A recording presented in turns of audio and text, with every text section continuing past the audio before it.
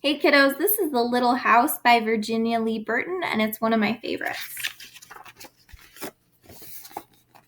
Once upon a time, there was a little house way out in the country. She was a pretty little house, and she was strong and well built. The man who built her so well said, "This little house shall never be sold for gold or silver, and she will live to see our great-great-grandchildren's great-great-grandchildren living in her."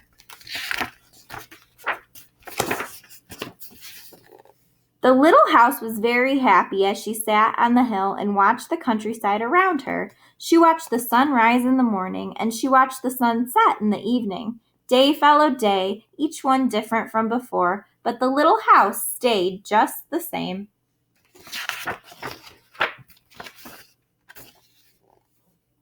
In the nights, she watched the moon grow from a thin new moon to a full moon, then back again to a thin old moon. And when there was no moon, she watched the stars way off in the distance. She could see lights of the city.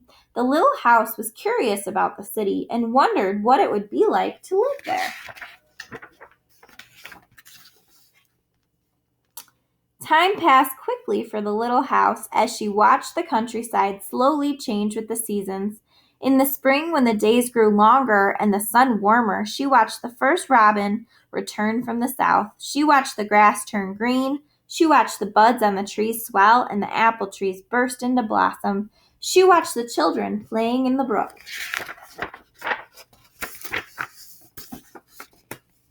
In the long summer days, she sat in the sun and watched the trees cover themselves with leaves and the white daisies cover the hill. She watched the gardens grow, and she watched the apples turn red and ripen. She watched the children swimming in the pool.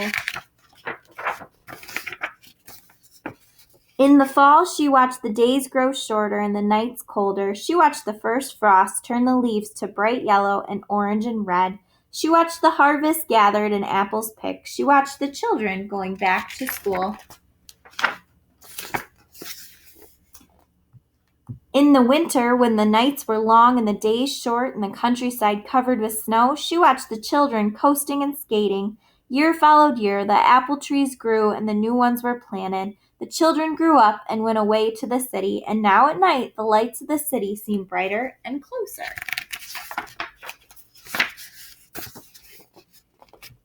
One day the little house was surprised to see a horseless carriage coming down the winding country road.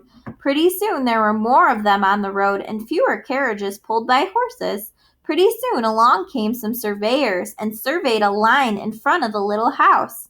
Pretty soon along came a steam shovel and dug a road through the hill covered with daisies. Then some trucks came and dumped big stones on the road. Then some trucks with little stones, then trucks with tar and sand, and finally a steamroller came and rolled it all smooth, and the road was done. Now the little house watched the trucks and automobiles going back and forth to the city. Gasoline stations, roadside stands, and small houses followed the new road. Everyone and everything moved much faster now than before.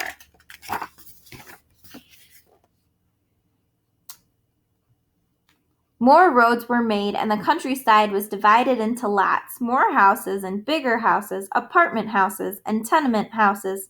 Schools, stores, and garages spread over the land and crowded around the little house. No one wanted to live in her and take care of her anymore. She couldn't be sold for gold or silver. She just stayed there and watched.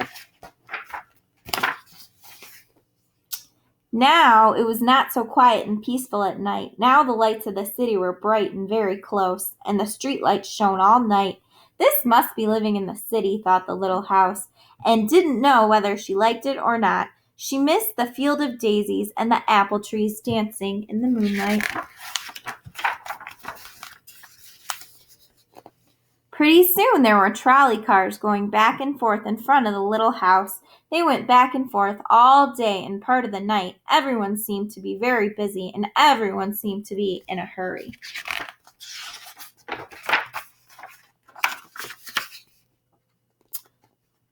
Pretty soon there was an elevated train going back and forth above the little house. The air was filled with dust and smoke, and the noise was so loud that it shook the little house.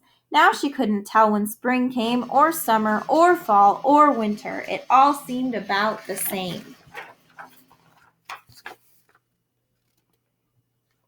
Pretty soon there was a subway going back and forth underneath the little house. She couldn't see it, but she could feel and hear it.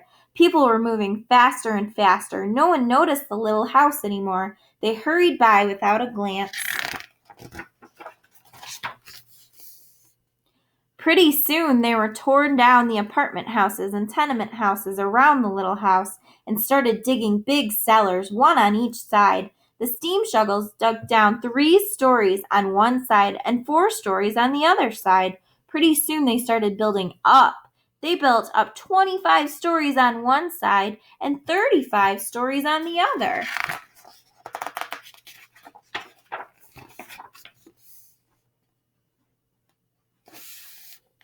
Now the little house only saw sun and no moon, and didn't see the stars at night at all because the lights of the city were too bright. She didn't like living in the city. At night she used to dream of the country and the field of daisies and the apple trees dancing in the moonlight.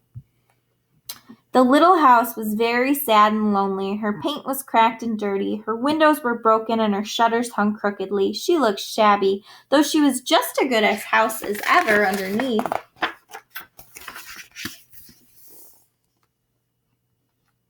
Then one fine morning in the spring, along came the great-great-granddaughter of the man who built the little house so well. She saw the shabby little house, but she didn't hurry by. There was something about the little house that made her stop and look again. She said to her husband, "That little house looks just like the little house my grandmother lived in when she was a little girl. Only that little house was way in the country, on a hill covered with daisies and apple trees growing around." They found out it was the very same house, so they went to the movers to see if the little house could be moved. The movers looked the little house over and said, "Sure, this house is as good as ever. She's built so well we could move her anywhere." So they jacked up the little house and put her on wheels. Traffic was held up for hours as they slowly moved out of the city. At first the little house was frightened, but after she got used to it, she rather liked it. They rolled along the big road, and they rolled along the little roads until they were way out in the country. When the little house saw the green grass and heard the birds singing, she didn't feel sad anymore. They went along and along, and they couldn't seem to find just the right place.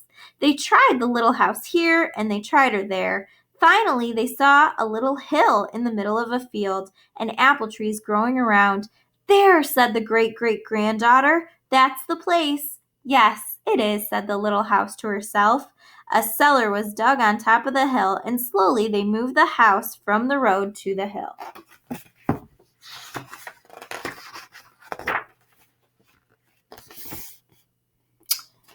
The windows and shutters were fixed. Once again, they painted her a lovely shade of pink. As the little house settled down on her new foundation, she smiled happily. Once again, she could watch the sun and moon and stars. Once again, she could watch spring and summer and fall and winter come and go. Once again, she was lived in, and taken care of. Never again would she be curious about the city. Never again would she want to live there. The stars twinkled above her. The moon was coming up. It was spring, and all was quiet and peaceful in the country. All right, boys and girls, I love that story. Not only do I really like the pictures of it, but I just like the idea of you can fix something. You don't have to always have the newest and the best thing. Just because something is old doesn't mean that it's not great. So I really like how the great-granddaughter saw something special in this little house, and I hope you liked it too. I'll see you later. Have a great night. Bye.